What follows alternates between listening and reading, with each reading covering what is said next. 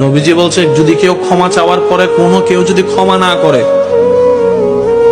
সেজন্য আমি নবীর সুপারিশ আশা না করে। খুব মারাত্মক কথা কিন্তু।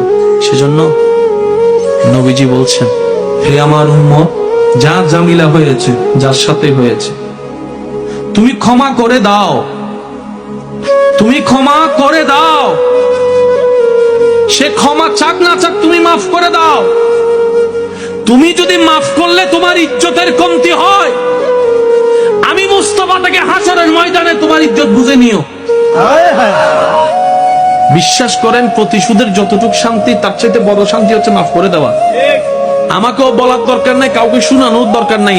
আপনার জীবনের সবচেয়ে বড় শত্রু যে ইনডোর হোক, আউটডোর হোক, ঘরের হোক, বাহির হোক, যার সাথে আপনার বনেও না, যার সাথে চেহারা দেখতে ইচ্ছে করে না, এরকম কেউ থাকলে শুধু মনে মনে আমার দিকে তাকাই হলো কথাটা রাখার জন্য, শুধু মনে মনে বলেন, যা তোর মাফ করে দিলাম।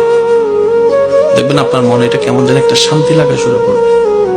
বিশ্বাস করেন ভাই, রাগ, হিংসা, অহংকার এগুলো শয়তানের জিনিস। এগুলো নিয়ে কেউ শান্তিতে থাকতে পারে নাই। হারালেই জিতা যায় না, হারালেই। অনেকে আছে কই মামলা করছে, আমি কি হারবো নাকি? দরকার হলে 10 খানি যা জমি আছে এগুলো সব বিক্রি করে দিব, তারপরও জিতে লাগবে।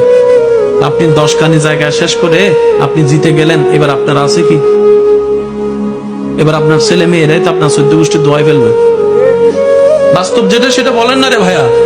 তো সেজন্য আল্লাহর ওয়াস্তে নবীর সুন্নাত হচ্ছে জীবনের শান্তিতে থাকার সবচেয়ে গুড ওয়ে। আল্লাহ পাক আমাদের সবাইকে বুঝার তৌফিক দেন।